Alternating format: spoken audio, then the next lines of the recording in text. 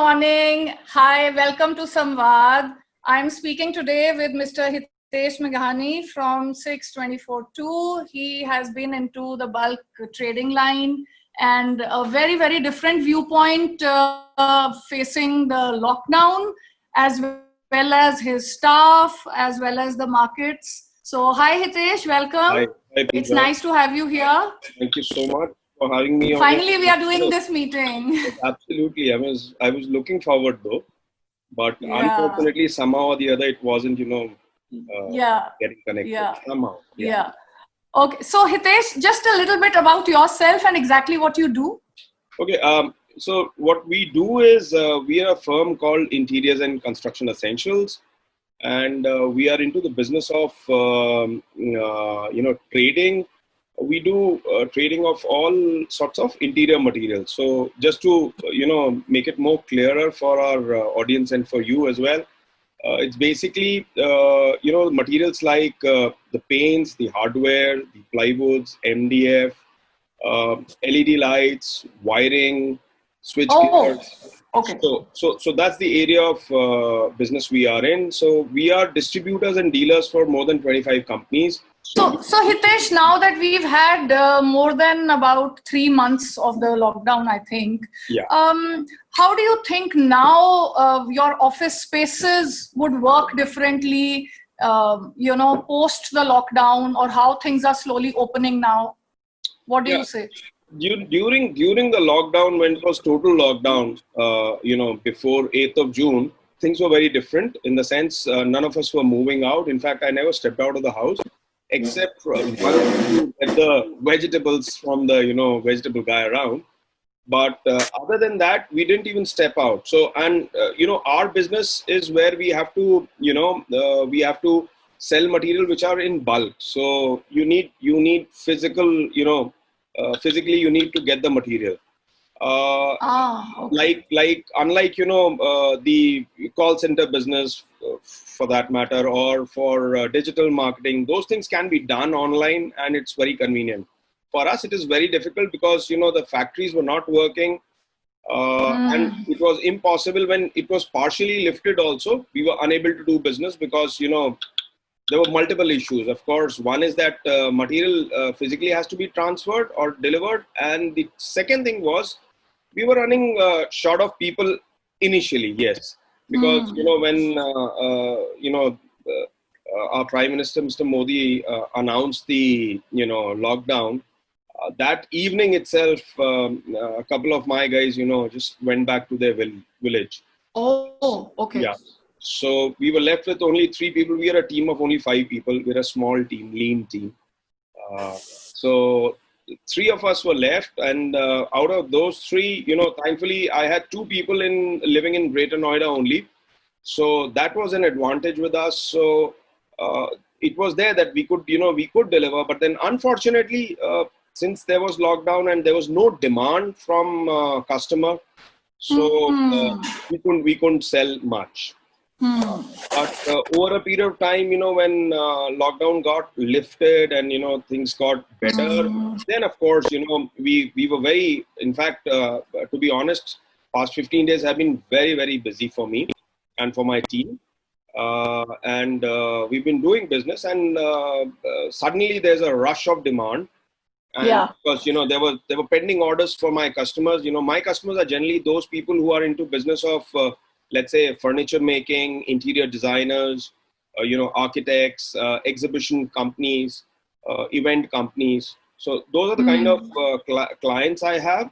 And these guys had their orders which were not which were not they were unable to process their orders, and in turn they were not giving us orders.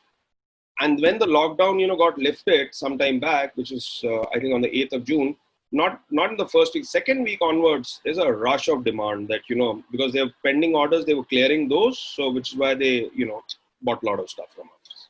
So Hitesh, any major losses to businesses as such, maybe smaller players, or like we heard a lot of people actually going under, and or changing their line of work or considering new options. Yeah. What would you say? Yeah, there has been, I won't say major losses, Pooja, to be honest.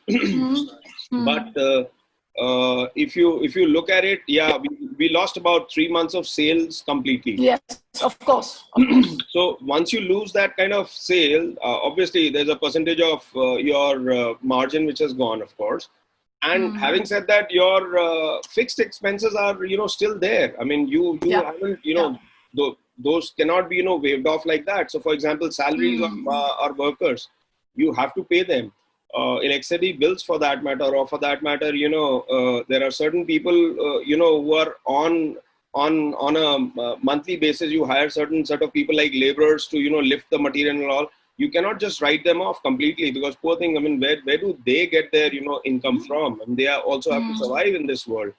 And they have been with us since such a long time, and in our thick and thin, they've always been there.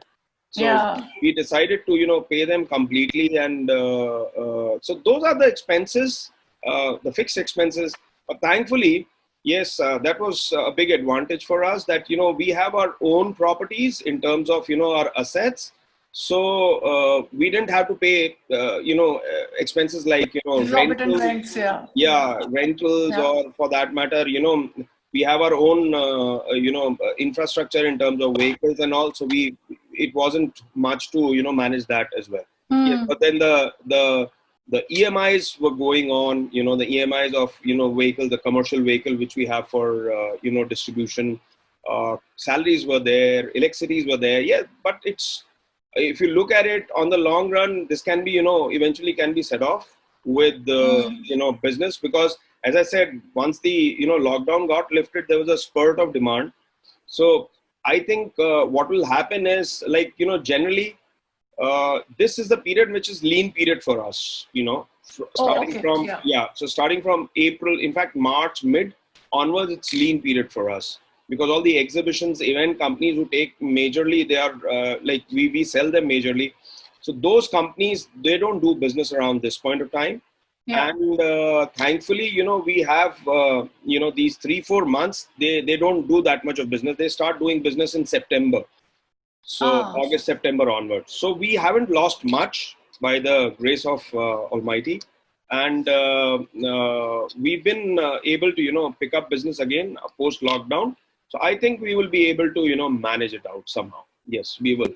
Okay, that's really good to know, because it's very, I think also we all really want to hear a positive outlook, and a wait for something that's going to make everybody smile, kind of, or even look forward to, because everybody's faced it in a very, very different way. So Hitesh, also tell me, because you deal with a wide variety, what kind of businesses do you see picking up, and going forth from say today, from say July, what do you see? You see, Pooja, there are things which are very, very important generally in life, like the daily essentials, or the consumables, if I may call them, or the fast moving consumer goods. Yeah. Those cannot be written off, because you have to live a life. Okay, of course, COVID being there, you have to coexist with COVID now. Yeah. So food business is still the same. I'm not talking about restaurants. I'm not talking about finished food, the raw material for food. Yes. So that exists, and it's doing phenomenally well. So what has happened is, earlier we used to go out and eat in restaurants, and most of us plan for weekends, and we look forward to go out and either party with our friends socially, or go out to a restaurant with family and friends. So all that has been curtailed, and in fact, it has been, it has been absolutely zero, I would say. So what do you do in that place? So, our thankfully, God made wives. They've been very helpful during this lockdown, especially my wife. And yours is an excellent chef. Yeah, she's a professional chef, literally, almost. Absolutely. In every sense of the word. Yeah. So what has happened is, the consumption of those materials have really gone up. So for instance, where we used to, let's say, have pasta once in a month, for that matter. I'm just giving you a small example. We collected and we collected a lot of stuff and kept it in our stock. So these companies, the ingredient selling or the raw material selling companies, they are doing phenomenally well, and their distributor and their chain, complete supply chain, is doing very well. Also, the pharmaceutical business. During the lockdown, as we all know that, most of the hospitals were also not functional, and, people with, existing, issues or morbidities, they wanted medicines, and somehow those medicines, they, procured more than what they generally, use Yes. on a monthly basis. Yes. So, for example, a diabetes patient, if he or she buys, a month's stock, here during the lockdown, they bought for about a couple of months or 2.5 months, just to be on the safer side. Safe side. So so pharma business is doing well. Having said that, like for us also, there are companies who diversified into other businesses. For example, COVID related products. So we used to have sanitizers. All of us have sanitizers at home. But you used to have very small quantities, we used to buy small bottles just to, ensure that when we go out or something, we use it, or probably in a car, like that kind of an arrangement. Now, we're using it in bulk. So we're buying 5 liters or 10 liters for home. Yeah. And then so many other products related to COVID. So your masks, or for that matter, there are equipment which has UV lights, which can, ensure that, your viruses and, bacteria are killed. So for instance, like, for your notes, for your food, everything, they have this UV product which has come up. So many, in fact, not one, there's so many.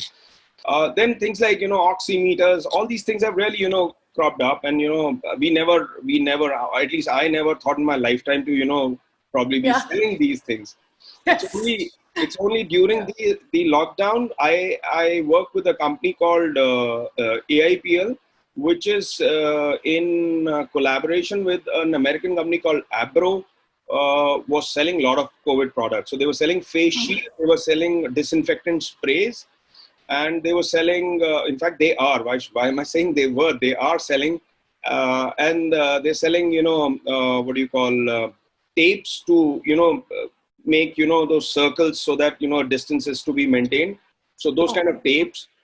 There are sticky doormats which they are selling. So we are distributors for their, hardware business. So they said, sir, this is the time when you'll have to diversify, because who will buy hardware at the moment? Who will buy your, adhesives or abrasives at the moment?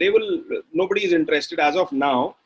But yes, during the lockdown, they said, but people are interested to buy thermometers, infrared thermometers, to get to know, whether the people don't have fever. So we got into that, and that has really given us a good spurt in terms of, sales. So I think a bit of diversification was the need of the hour, and those who positively, took it in that direction, I think they're doing pretty well, I would say. And initially people, in fact, I shouldn't be saying that initially people made a whole lot of, margins on COVID products, because general public was, or the masses were not aware of the rates, and people tried to, make a lot of profits, which is unfair, I would say, to a large extent, because this is the time when, of course, you need to earn money, you need to make profits, but it has to be, in a ratio where, it doesn't hurt or doesn't pinch the, consumer. But people made a lot of money, which was not fair, of course, but they did. And then I would say that, bit of diversification is always needed, and you should be in the need of, or you should have plan B in place. If you don't have plan B, you will suffer definitely. So if such big companies have plan B, then, we smaller organizations should. Small players definitely need a plan B. Absolutely. Yeah. Thank you, Hitesh. This has been really, really informative, and it's obviously always really nice to catch up with you and chat with you. But we really look forward that, you do very well with your plan B.